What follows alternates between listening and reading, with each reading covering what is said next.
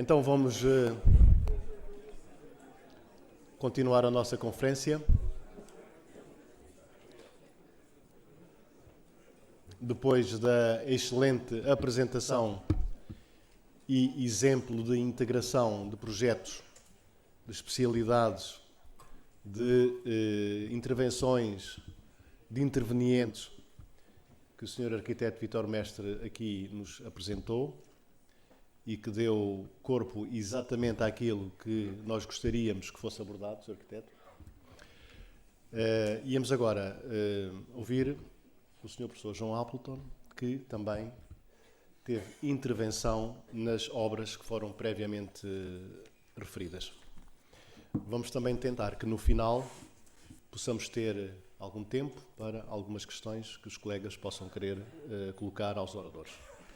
Portanto, iria passar a palavra ao professor João Appleton e agradecendo uma vez mais a sua disponibilidade para connosco vir aqui testemunhar e dar exemplo das suas experiências. Sr. Professor, faça favor. Muito obrigado.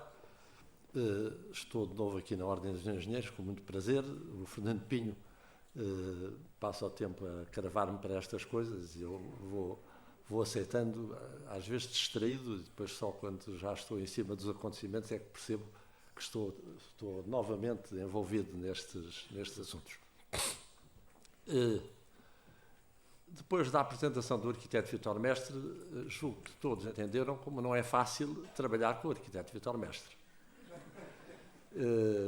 E não é fácil porque, como diriam os brasileiros, não é fácil, mas é prazeroso.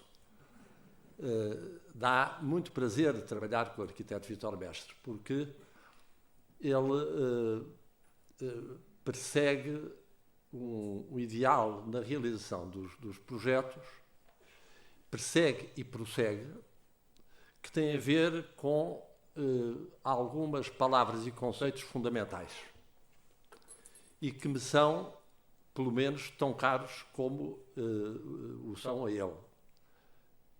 Ética profissional, ética no projeto, portanto, rigor profissional e uma palavra ainda mais abrangente que tudo isso, que é cultura no projeto. A cultura do próprio projeto, o projeto assumido como ato de cultura e a cultura como um desígnio do projetista e como desígnio do próprio homem. E isto resume a dificuldade de trabalhar com o arquiteto Vítor Mestre, porque a ética é uma coisa a que o homem liga pouco, nos dias de hoje então liga mesmo muito pouco. O rigor profissional é uma coisa que não consta da maior parte dos dicionários da maior parte dos profissionais. E cultura é uma coisa que, para a maior parte das pessoas, significa semear trigo ou plantar batatas. Portanto, significa que nós temos que seguir linhas muito estritas e muito especiais que envolvem, da nossa parte, um empenhamento também muito específico na concretização dos objetivos. Não admira que o arquiteto Vítor Mestre, por princípio, perca dinheiro nos projetos que faz e, por arrasto, nós perdemos dinheiro nos projetos que fazemos com o arquiteto Vítor Mestre. Porque devem ter reparado naqueles esboçozinhos que ele faz do seu caderno de apontamentos, que depois se concretiza em dezenas e dezenas de desenhos, em não sei quantas maquetes, etc. Portanto, o resultado normal é este. Mas, como eu dizia, usando uma palavra brasileira que é mais gostosa do que as nossas, é muito prazeroso, porque esse prazer que nós retiramos do projeto resulta até na emoção que conseguimos sentir quando do projeto se passa ao ato, quando do desenho e do risco das palavras se passa à obra. E eu recordo das obras que o arquiteto Vitor Mestre referiu, recordo com especial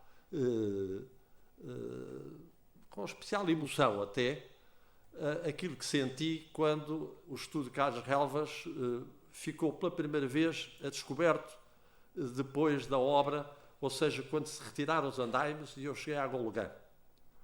E por um instante eu não consegui andar com o carro, parei e fiquei parado na estrada a olhar para aquela obra que finalmente tinha a expressão que todos nós tínhamos sonhado que ia ter. O arquiteto não tinha sonhado, porque os arquitetos têm essa capacidade que os engenheiros, por muito boa vontade que tenham, não têm. Que é a de verem antecipadamente o resultado que vai ter a obra que imaginaram, que sonharam e que desenharam. E, portanto, admito que o arquiteto Vitor Mestre não tenha tido um impacto tão forte nessa primeira visualização. Mas eu senti isso, uma emoção fortíssima, que repeti noutros locais, noutras obras, com outros arquitetos, mas que com o arquiteto Vitor Mestre é rigorosamente frequente, para não dizer constante e permanente. A minha primeira experiência com o arquiteto Vitor Mestre, que ele não referiu aqui, não sei exatamente porque é que não foi buscar esse exemplo, porque acho que foi também um exemplo que deu muito prazer. Foi a primeira obra que fiz com o arquiteto Vitor Mestre, depois da experiência do nosso conhecimento, sendo eu professor e o arquiteto Vitor Mestre já arquiteto experiente, na Universidade de Évora, no curso de recuperação do património arquitetónico e paisagístico, mas depois numa obra da reabilitação do convento de Santa Clara, chamado Esquadra do Aljube, no Porto,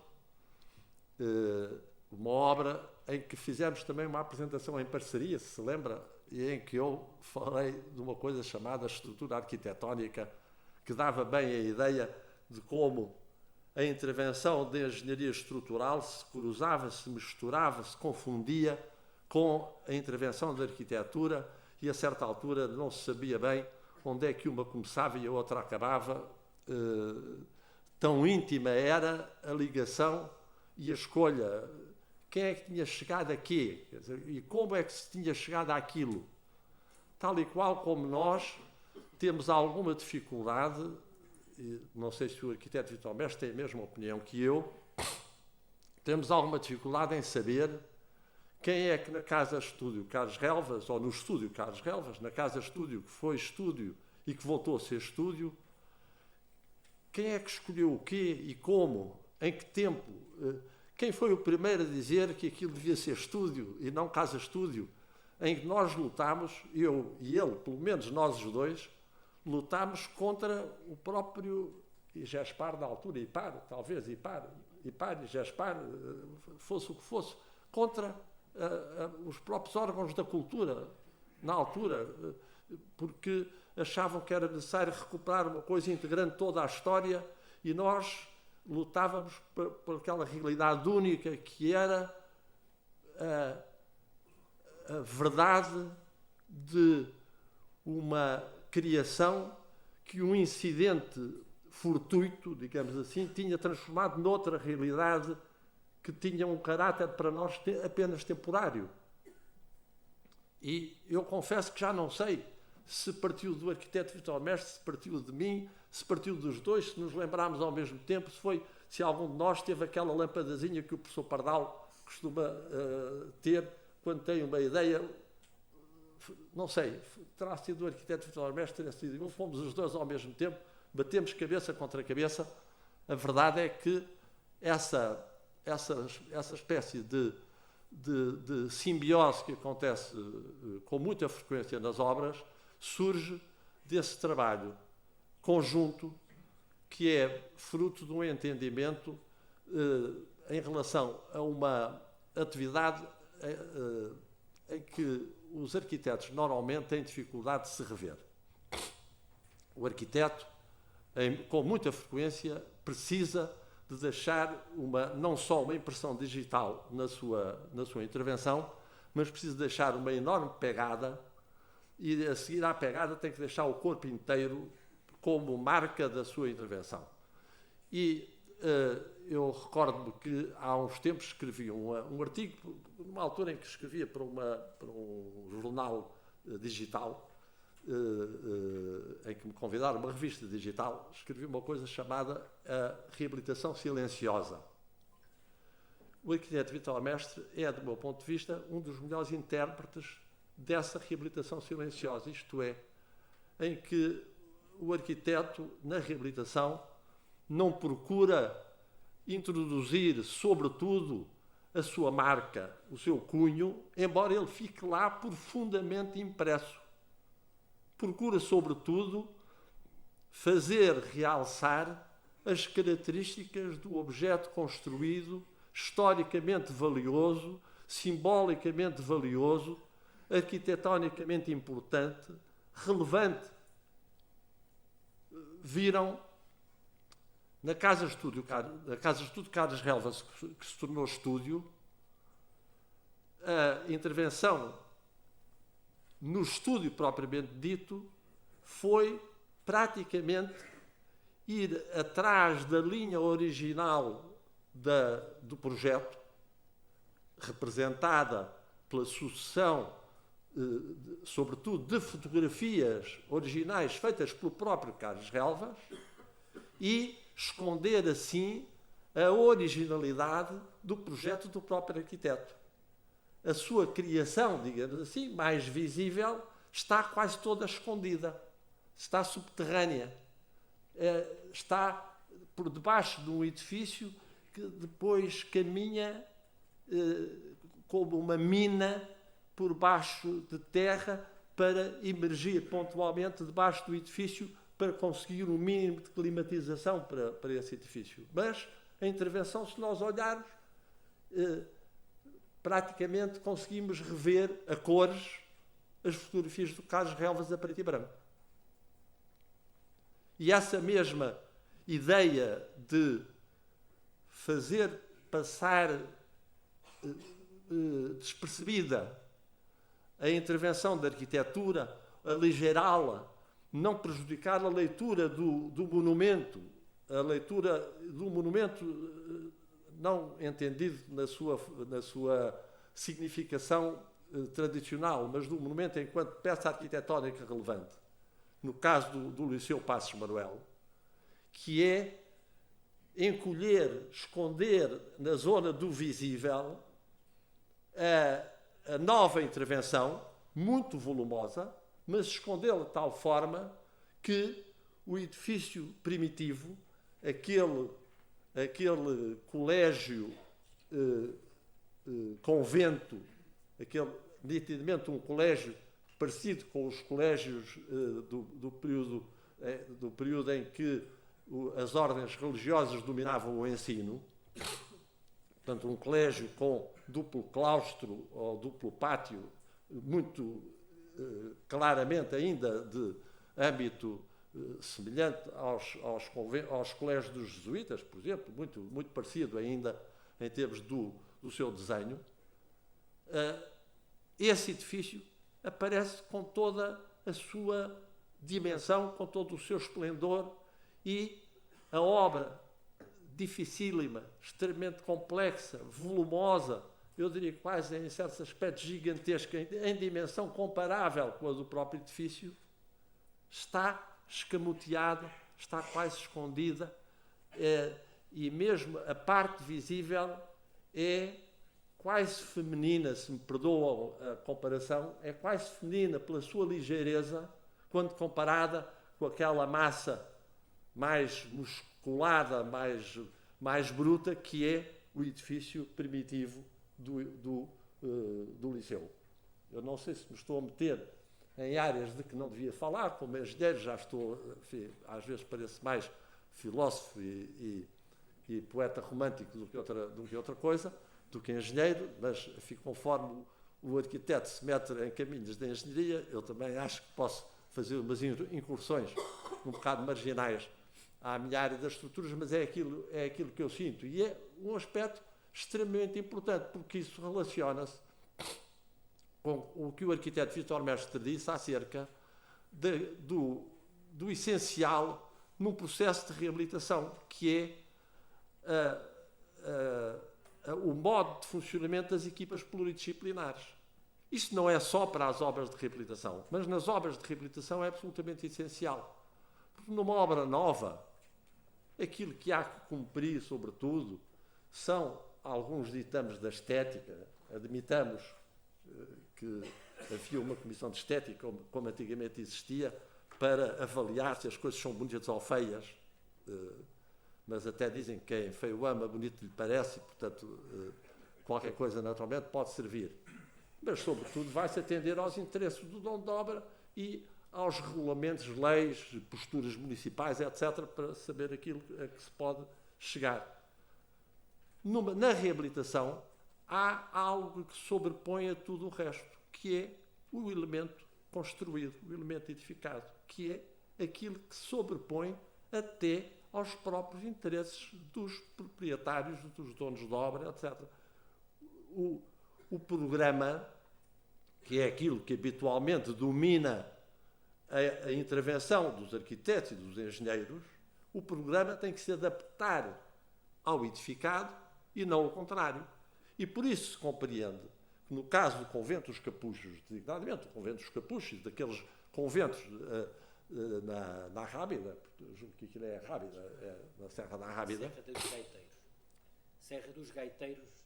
Serra dos Gaiteiros. Na zona da Rábida, portanto, em Setúbal, que se compreende que, face à ausência de um programa funcional, lógico, com suporte e sustentabilidade, se proponha que o mais digno para aquelas ruínas é dar-lhes tempo para que o homem ganhe ele próprio tempo para pensar numa ocupação e numa função que esteja de acordo com a dignidade daquelas próprias ruínas.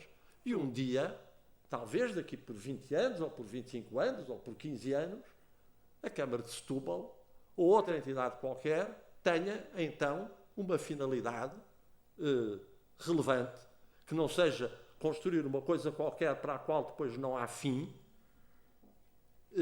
para aquele ou para outro convento. E aquilo que está ali é um exemplo de como um programa, ou a ausência de um programa, sobrepõe, no caso da reabilitação, a qualquer outro interesse, e como o comportamento de uma equipa pluridisciplinar de projeto vai ser essencial para que tudo funcione harmoniosamente. Naturalmente que é muito diferente a intervenção no Convento dos Capuchos, é naturalmente muito diferente do que acontece com o Estúdio Carlos Relvas ou o que acontece com o Liceu Passos Manuel. Acho que até são 3 exemplos muito interessantes, porque representam casos, eu diria, extremos de intervenção. Convento dos Capuchos é a consolidação de uma ruína, é a assunção de uma ruína como um estado possível para um edifício, uma ruína consolidada para a qual se prolonga a vida para dar tempo a que se pense nela. É um caso extremo, julgo, aliás, muito pouco vulgar em Portugal.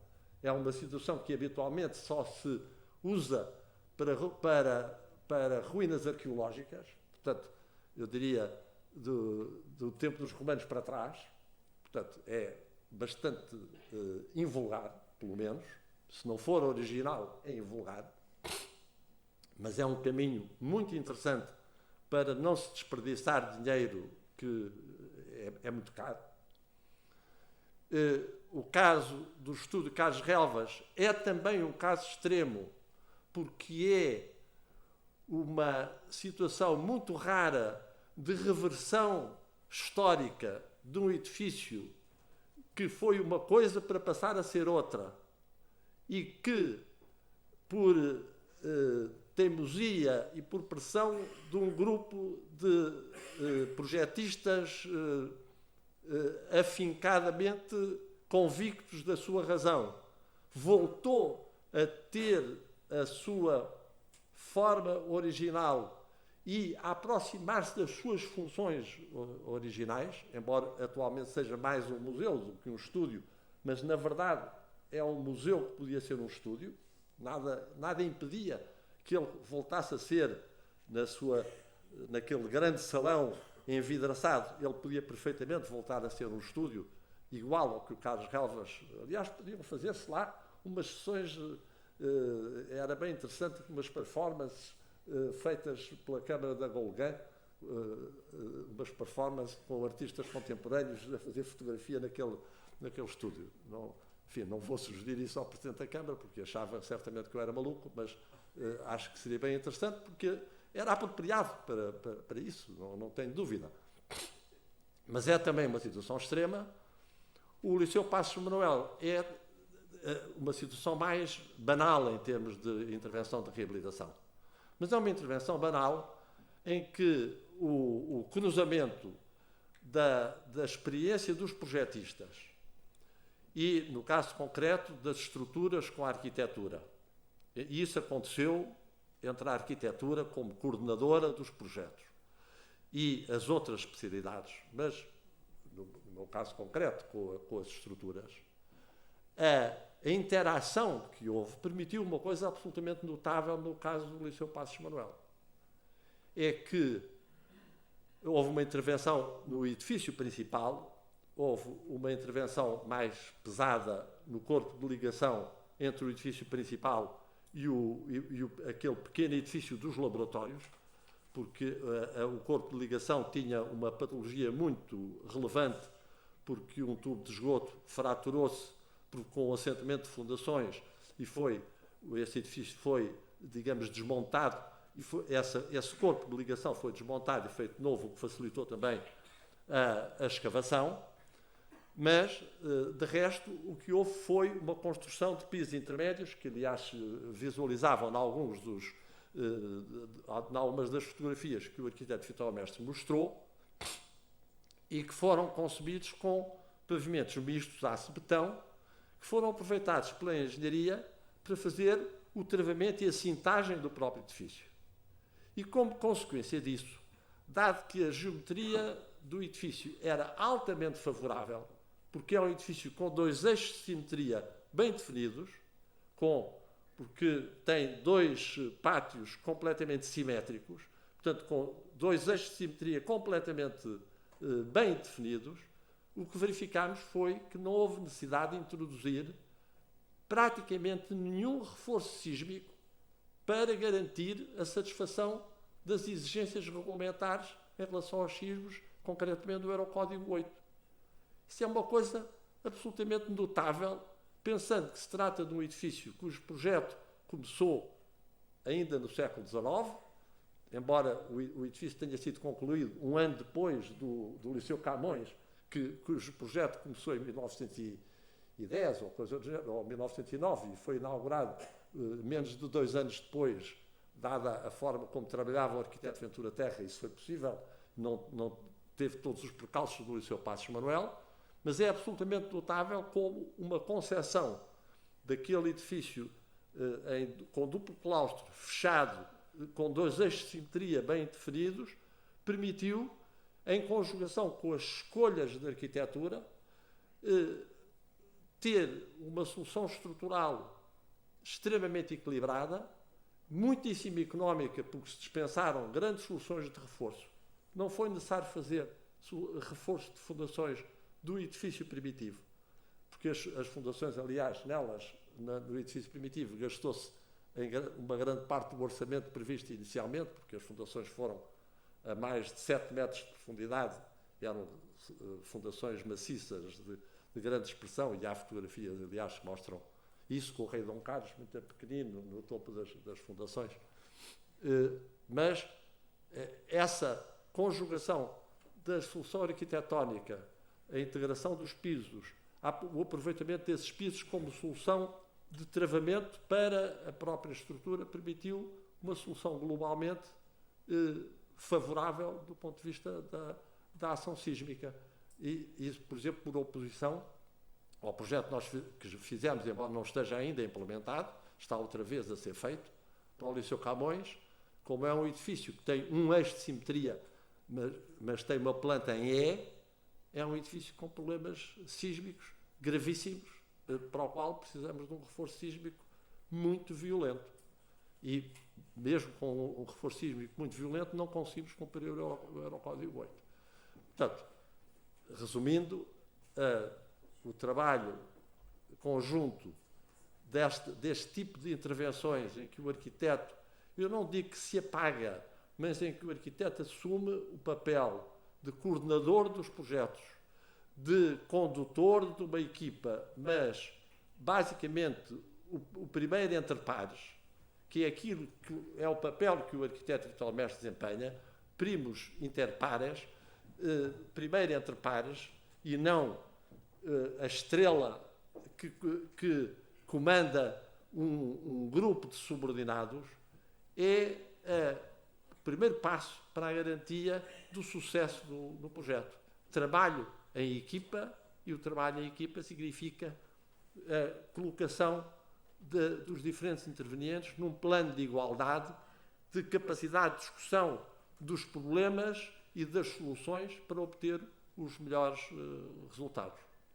E era isto que eu tinha para vos dizer, dentro da meia hora que me deu o engenheiro Fernando Pinho. Muito obrigado.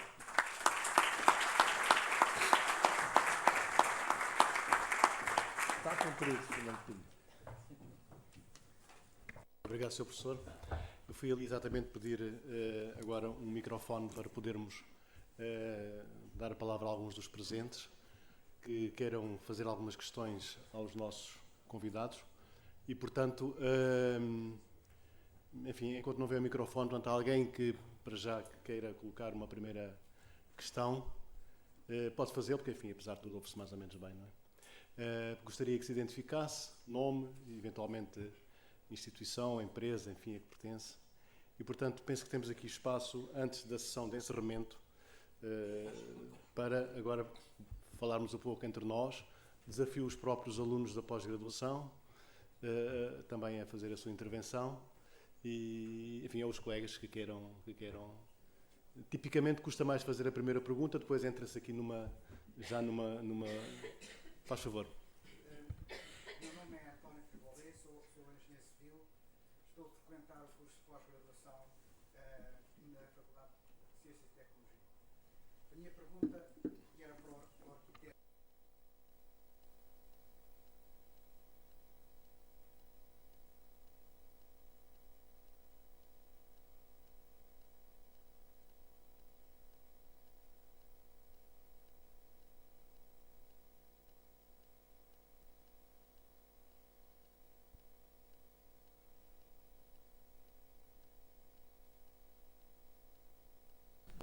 Pois é lá, arquiteto, engenheiro. Eu até lhe chamo arquiteto e tudo.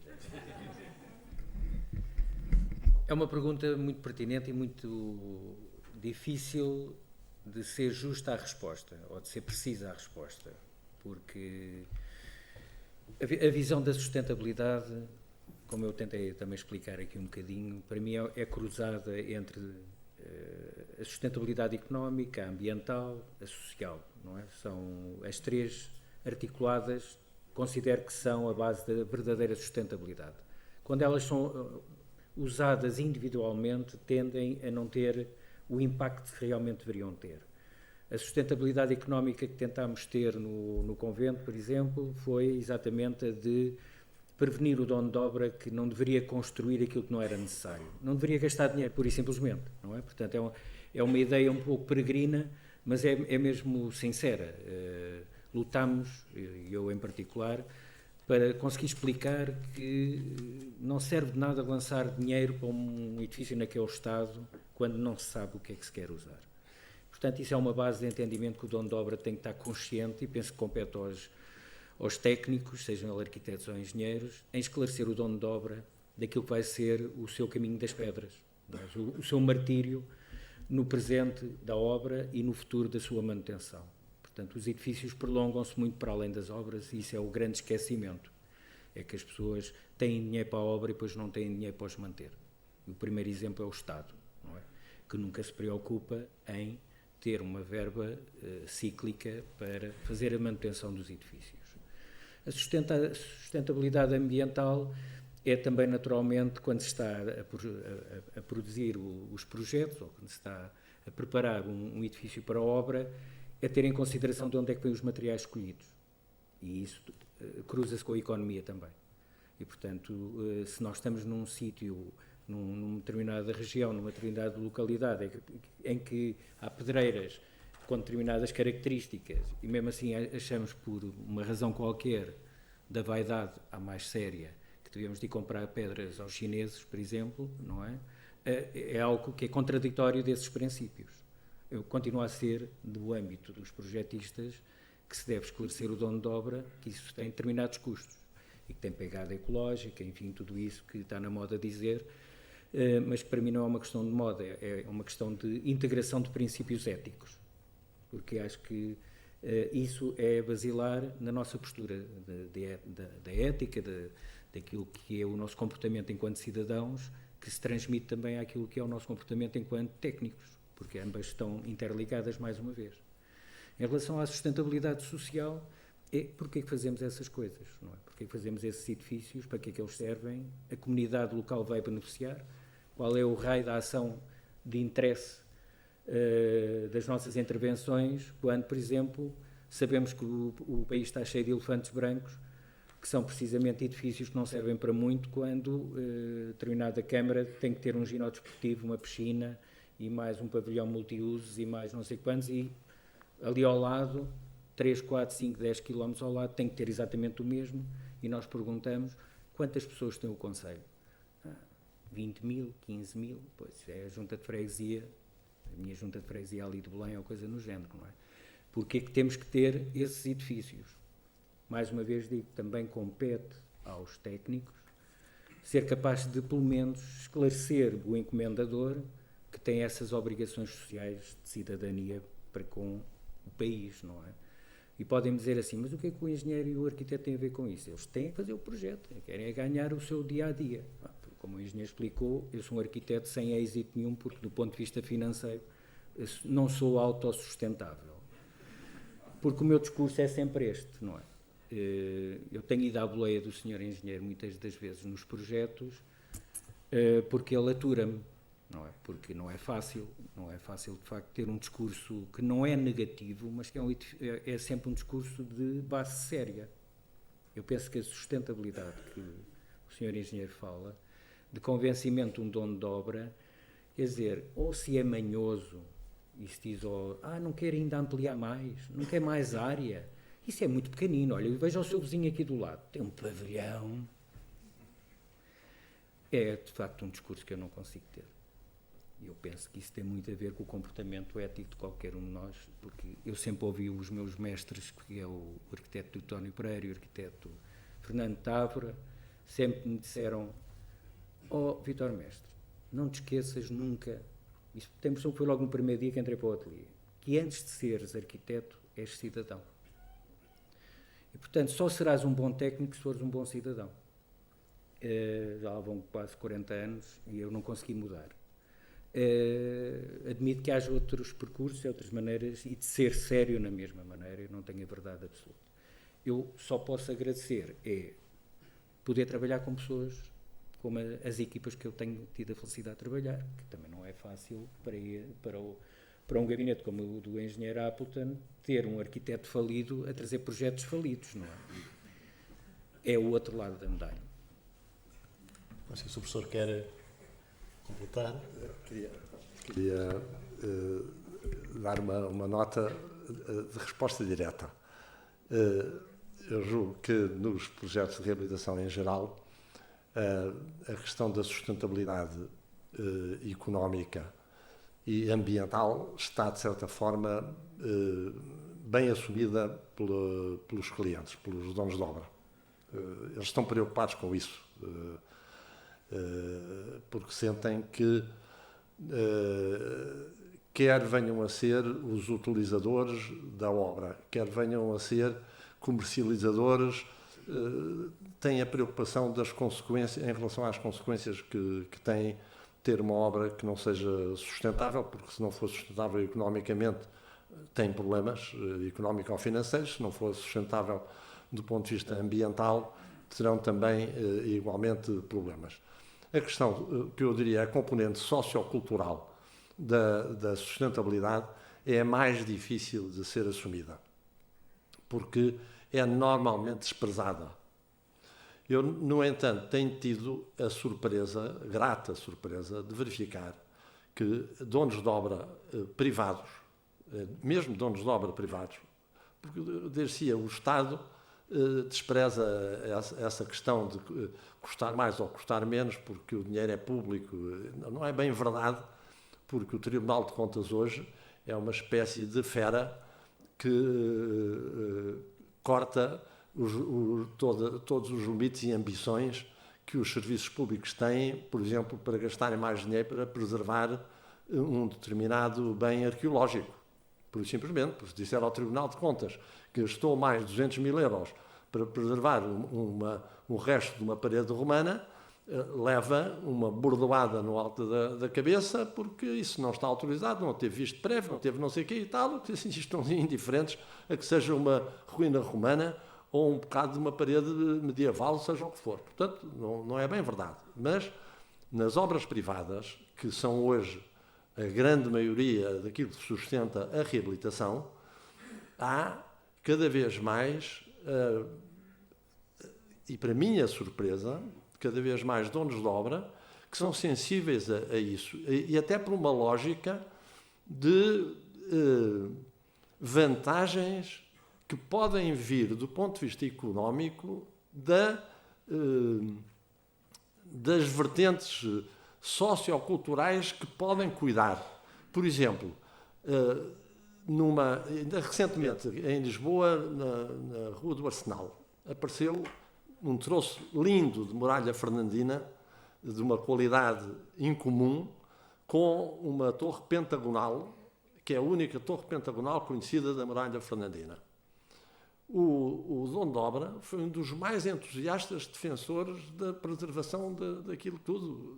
Alterou o projeto todo para conseguir musealizar aquele troço de muralha e a torre. Que fica integrado num hotel, é musealizado, e eu julgo que ele, além de ter, digamos, a vontade que a sua própria cultura lhe instila, vê também como uma vantagem diferenciadora, porque aquele hotel vai ser o único hotel que tem para ser visitada uma torre pentagonal da muralha fernandina, a torre do Bretão, ou não sei o quê, parece-me que é assim, foi um inglês que a pagou, foi um inglês que ficou com o nome, a torre do João Bretão. Portanto, há sinais de que mesmo essa componente pode vir a ser assumida como uma componente importante de todo este jogo. É a mais difícil de todas, porque na maior parte dos casos nós estamos habituados a ver a forma como se arrancam os azulejos no interior e no exterior dos edifícios, a forma como se faz a destruição sistemática do interior de edifícios, sem cuidar de pensar que quando fazemos isso de uma forma sistemática, preservando, indo para uma reabilitação muito fachadista, estamos de facto a prejudicar de uma forma muito severa a verdade acerca daquilo que estamos a fazer de uma cidade ou de um sítio.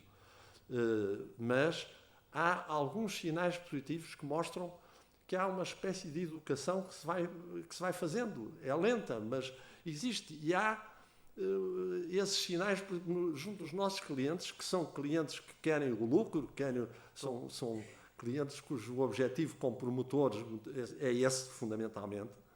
Há cada vez mais a consciência de que podem tirar proveito desses custos adicionais que ter essa consciência sociocultural acarretam, porque podem vir a ter essa vantagem diferenciadora nas suas a preservação de frescos, o cuidado com que tratam de revestimentos azulejares, etc., já há menos selvagens a trabalhar nessas áreas. Portanto, era bom que a engenharia e a arquitetura também, porque nós associamos a engenharia à selvageria, não é? E a arquitetura à cultura e ao bem-fazer pela cultura e pelas artes, etc. E não é bem verdade, porque eu conheço muitos arquitetos selvagens e conheço alguns engenheiros cultos.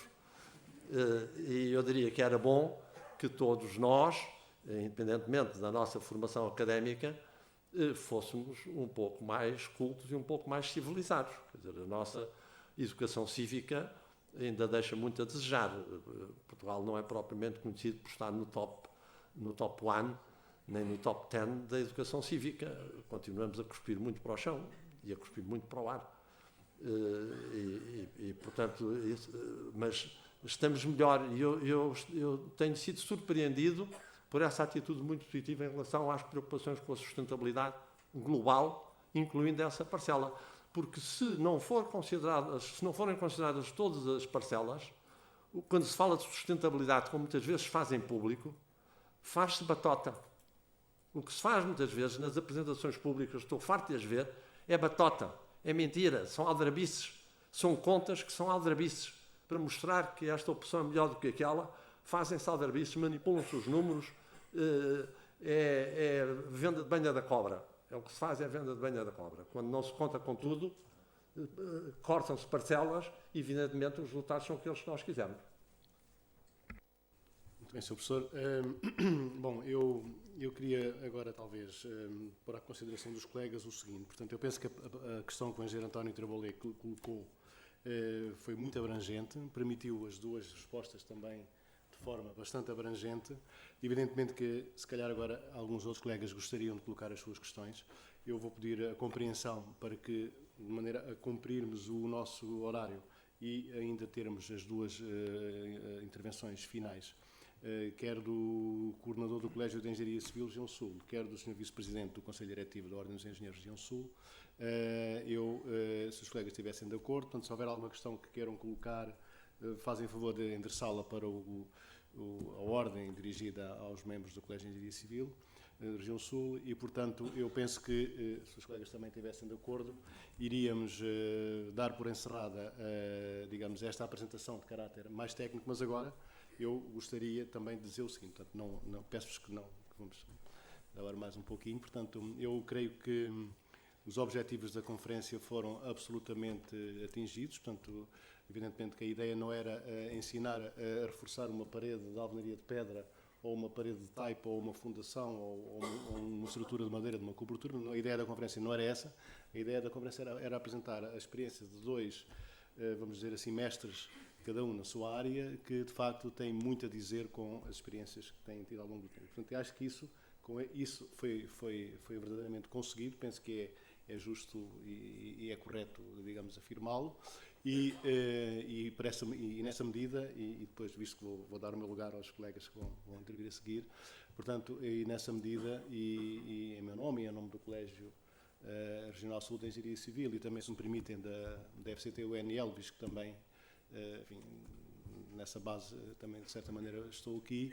Portanto, queria agradecer ao Sr. Arquiteto, ao Sr. Engenheiro, ao Sr. Professor João Appleton, as brilhantes apresentações, como sempre, não é? Portanto, nós já sabemos que é assim, mas isto é como quem vai ao ginásio, gosta de ir todos os dias ao ginásio para fortalecer e estar sempre a manter a linha, e portanto, acho que foi mais uma sessão dessas. E eu pedia, antes de terminarmos, não estamos a terminar, queria só, antes de eu sair, queria um aplauso muito forte aos dois convidados.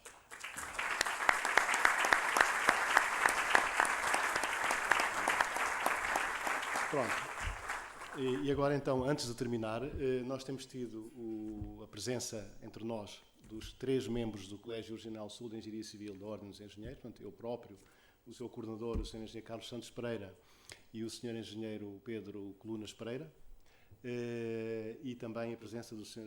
Vice-Presidente do Conselho Diretivo da Região Sul, do Jorge Grado Mendes, Sr. Engenheiro Jorge Grado Mendes, a quem muito agradeço também a presença e que também valorizou ainda mais esta iniciativa. E agora eu ia propor que nós nos retirássemos e íamos dar a palavra então aos colegas para fazerem, digamos, umas observações finais e o encerramento final da conferência. Portanto, Sr. Engenheiro Carlos Santos Pereira, Sr. Engenheiro Jorge Grado Mendes, por favor.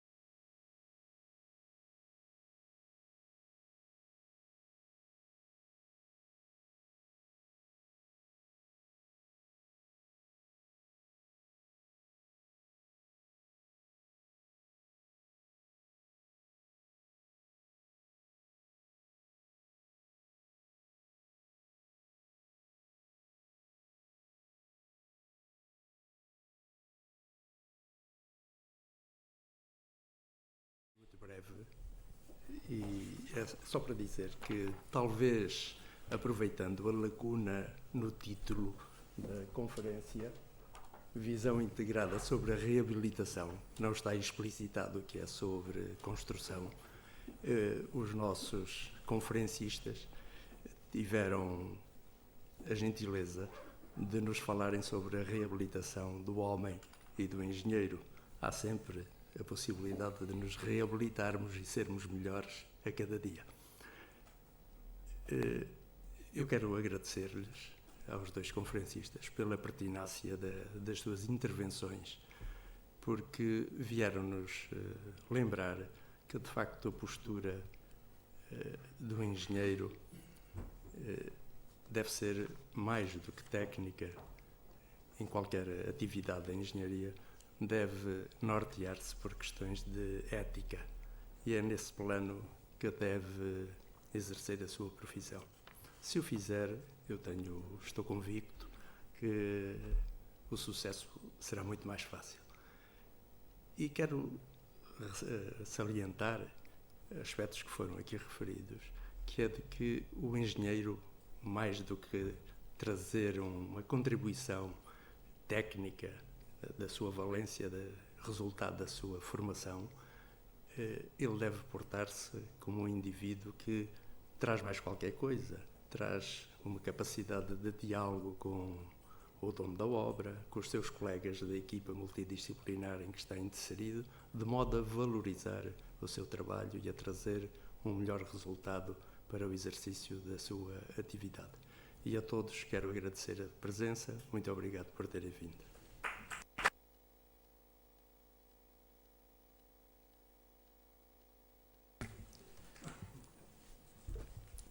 Caros e caros colegas, uma boa tarde a todos.